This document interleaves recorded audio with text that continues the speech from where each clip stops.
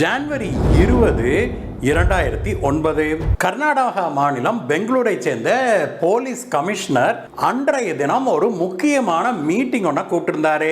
அந்த மாவட்டத்து முக்கியமான போலீஸ் அதிகாரிகள் எல்லாத்தையும் அழைச்சு சுமார் 10 தினங்களுக்கு முன்பு நடந்த ஒரு இரட்டை கொலை பற்றிய புரோகிரஸ் என்ன அப்படின்னு ரிவ்யூ பண்ணிட்டு இருந்தாரு.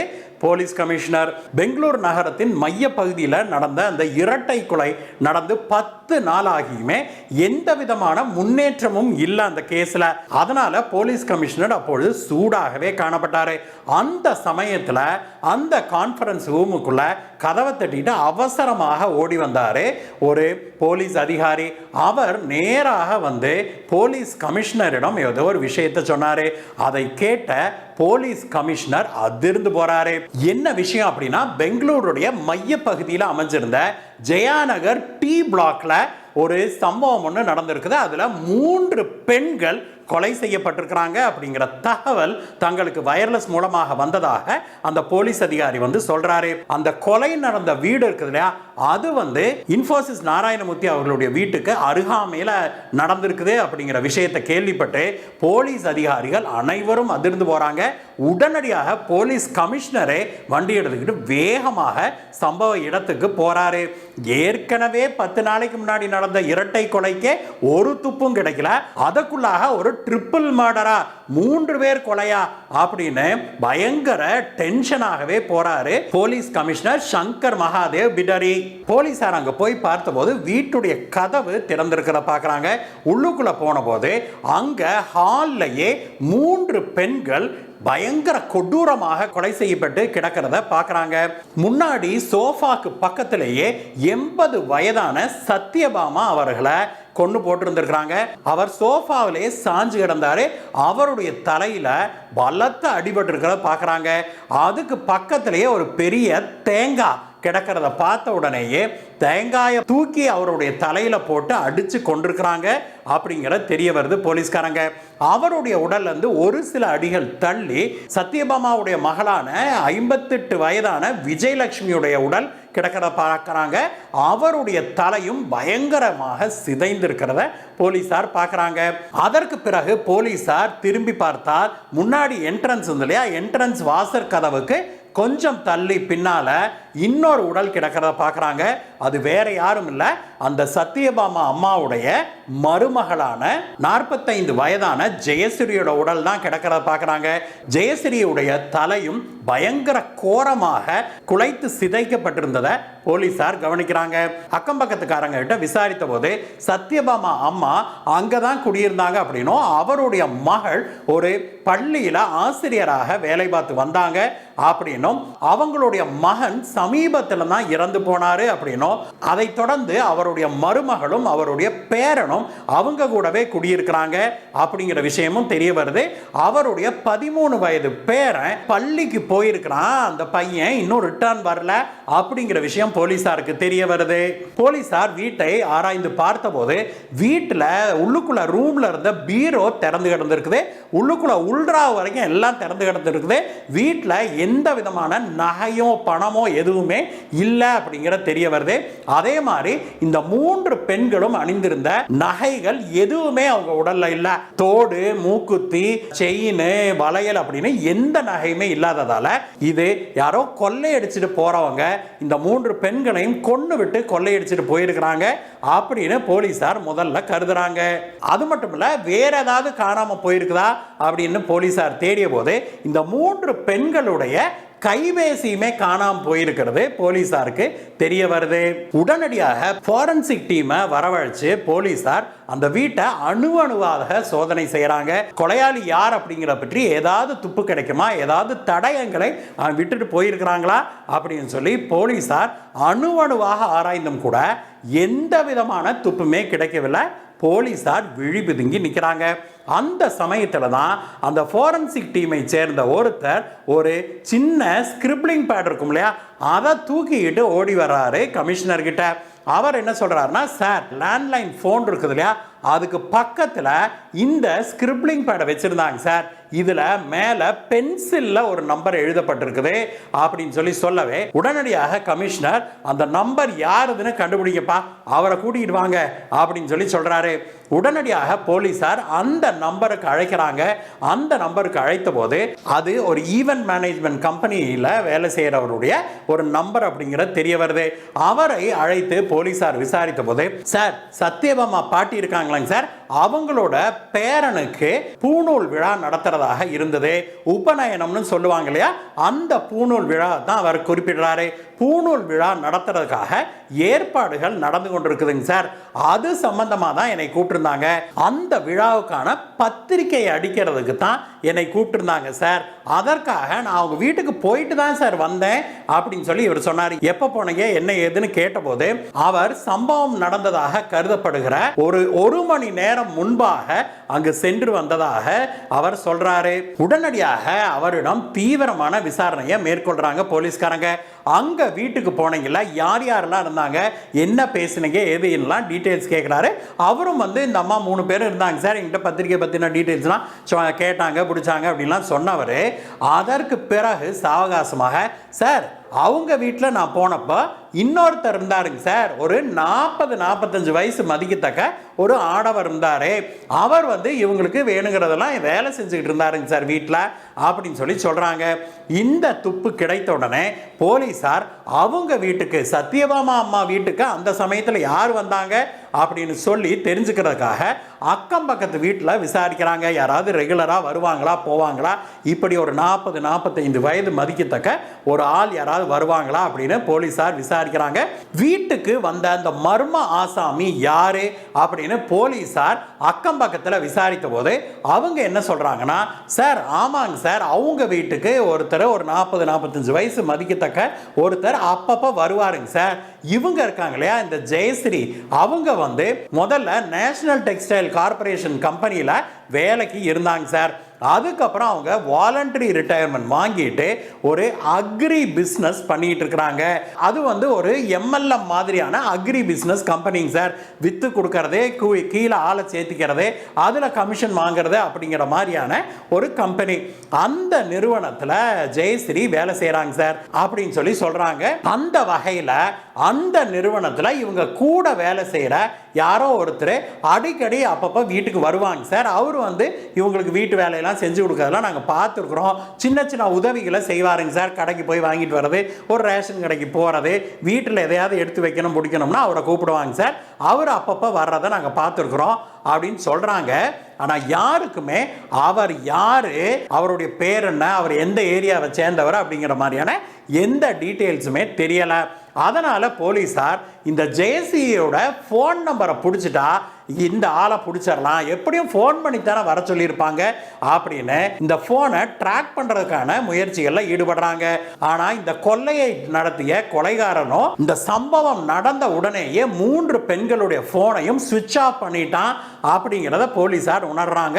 இருந்தாலும் கூட இந்த 3 பெண்களுடைய போனையும் ட்ராக் பண்ணிக்கிட்டே இருக்கிறாங்க. தங்களுடைய இனிஷியல் விசாரணைகளை முடிச்சு கொண்ட போலீசார் பெண்களுடைய உடல்களை கைப்பற்றி போஸ்ட்மார்ட்டத்துக்கு அனுப்புறாங்க. அதற்கு பிறகு போஸ்ட்மார்ட்டத்தில் தங்களுக்கு வேற ஏதாவது தகவல்கள் கிடைக்குமா, வேற ஏதாவது துப்பு கிடைக்குமா அப்படின்னு போலீசார் வெயிட் பண்றாங்க. ஒரு சில மணி நேரங்கள் ஓடுது. திடீர்னு சைபர் செல்ல இருந்து கமிஷனருக்கு ஒரு அழைப்பு ஒன்று வருது. சார், அந்த ஜெயஸ்ரீ அப்படிங்கிறவங்களுடைய ஃபோன் ஆன் ஆகி இருக்குதுங்க சார் அப்படின்னு சொல்லிட்டு நாங்கள் இப்போ ட்ராக் பண்ணுறோங்க சார் அப்படின்னு சொல்கிறாங்க. ஒரு சில நிமிடங்கள்லேயே கமிஷனர் அந்த அறைக்கு விரைந்து போகிறாரு. அங்கே போய் அவர் சேர்வதற்குள்ளாக அங்கே இருந்த போலீஸார் என்ன சொல்கிறாங்கன்னா, சார் இந்த ஃபோன் மைசூர் பேங்க் சர்க்கிளில் இப்போ இருக்குதுங்க சார். ஆனால் துரதிருஷ்டவசமாக அந்த ஃபோனை ஆன் பண்ணி ஒரு சில நிமிடங்கள்லேயே அவன் மறுபடியும் சுவிட்ச் ஆஃப் பண்ணிட்டாங்க சார் அப்படின்னு சொல்றாங்க. அதோட இல்ல, அவங்க இன்னொரு விஷயமும் சொல்றாங்க. அவன் சுவிட்ச் ஆஃப் பண்ணிட்டு மறுபடியும் சுவிட்ச் ஆன் பண்ணியிருக்கிறான். என்ன நடந்திருக்குது அப்படின்னாக்க, ஜெயஸ்ரீயோடைய போனை ஆன் பண்ணி பார்த்தவன் வேலை செய்துன்னு தெரிஞ்சோடனே அதை சுவிட்ச் ஆஃப் பண்ணிட்டு அந்த ஜெயஸ்ரீயுடைய சிம் கார்டு எடுத்துட்டு இவனுடைய சிம் கார்டு அதில் போட்டு அவன் போனை சுவிட்ச் ஆன் பண்ணி செக் பண்ணியிருக்கிறான். இந்த தகவல்கள் கிடைச்ச உடனேயே போலீசார் இந்த சிம் கார்டு இப்ப புதுசா போட்டான்ல அந்த சிம் கார்டு யாருது அப்படின்னு தேடுறாங்க. அது சிவமோகா மாவட்டத்தில் இருக்கிற கல்லணக்குட்டை அப்படிங்கிற ஒரு ஊரை சேர்ந்த கோவிந்தராஜ் அப்படிங்கிற ஒரு காரருடையது அப்படிங்கிற தெரிய வருது.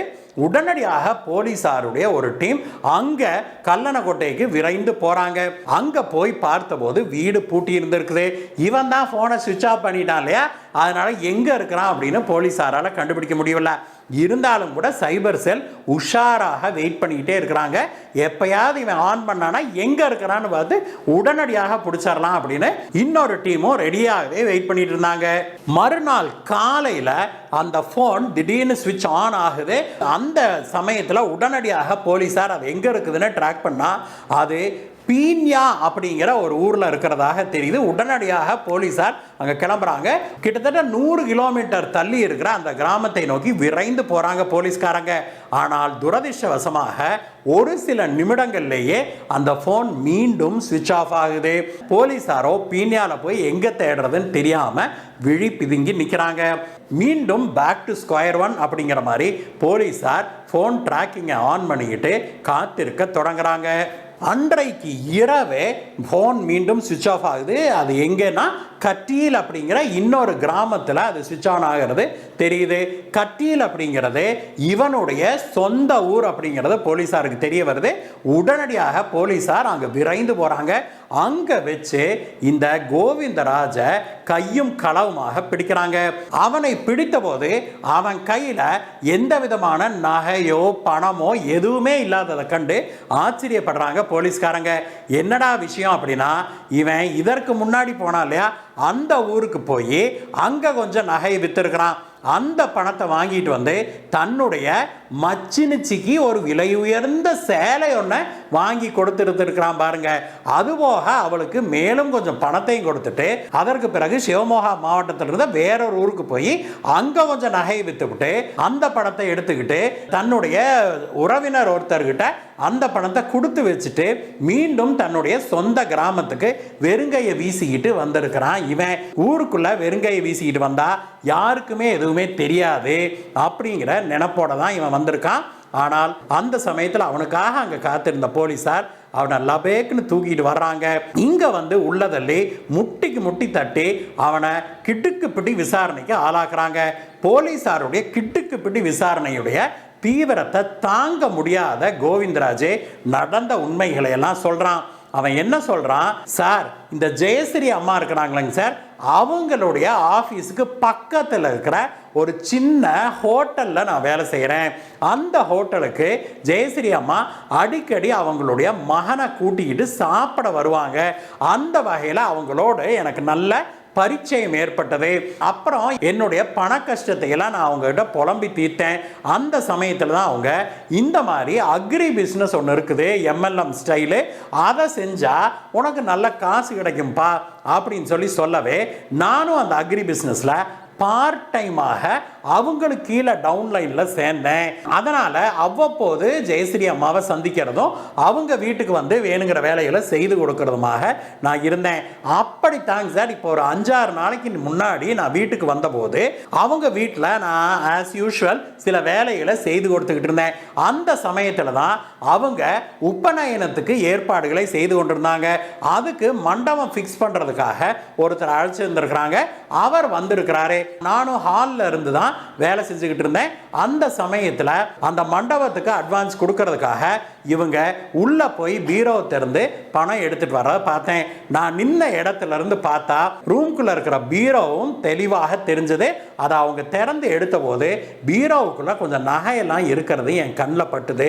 அது வந்து என் கண்ணை உறுத்துச்சு. அந்த நகையையும் அந்த உபநயனத்துக்காக சேர்த்து வச்சிருக்கிற அந்த பணத்தையும் எடுத்துட்டோம் அப்படின்னா நம்ம கஷ்டமெல்லாம் தீந்து போயிரும் நினைச்சு அந்த பணத்தை எப்படி எடுக்கிறதுன்னு ஒரு திட்டமிட்டாங்க சார். வழக்கமா பகல் நேரத்தில் அந்த வயசான அம்மா மட்டும்தான் தனியா இருப்பாங்க. விஜயலட்சுமி அம்மா டீச்சர்லயே அவங்க ஸ்கூலுக்கு போயிடுவாங்க. ஜெயஸ்ரீ அம்மா அவங்க அலுவலகத்துக்கு போயிடுவாங்க. பையன் ஸ்கூலுக்கு போயிடுவான். அந்த மாதிரி நினச்சிக்கிட்டு தான் நான் காலையில் ஒரு 11 மணிக்கு அவங்க வீட்டுக்கு போனேன். வீட்டுக்கு போனால் சத்யபாமா அம்மா தான் கதவை திறந்தாங்க. கதவை திறந்து பேசிகிட்டு இருந்தாங்க சார். அவங்க மளிகை கடைக்கு போய் கொஞ்சம் சாமானம் வாங்கிட்டு வர சொன்னாங்க. சரின்னு போய் வாங்கிட்டு வந்தேன். வாங்கிட்டு வந்து பையை வச்சுட்டு தான் அந்த அம்மாட்ட நான் பேசிகிட்டு இருந்தாங்க சார். அப்போ தான் அந்த அம்மா எனக்கு டீ போடுறேன்னு சொல்லி எந்திரிச்சாங்க. அந்த அம்மா எந்திரிச்ச உடனேயே நான் பின்னாடி இருந்து அப்படியே அந்த அம்மாவுடைய குரவலை பிடிச்சி அமுக்க ஆரம்பித்தேன். ஒரு சில நிமிடங்கள்லேயே அவங்க மயக்கமாகி சோஃபாலேயே சாஞ்சாங்க. அப்புறம் மூக்கில் தொட்டு பார்த்தேன், மூச்சு வந்துக்கிட்டு இருந்தது.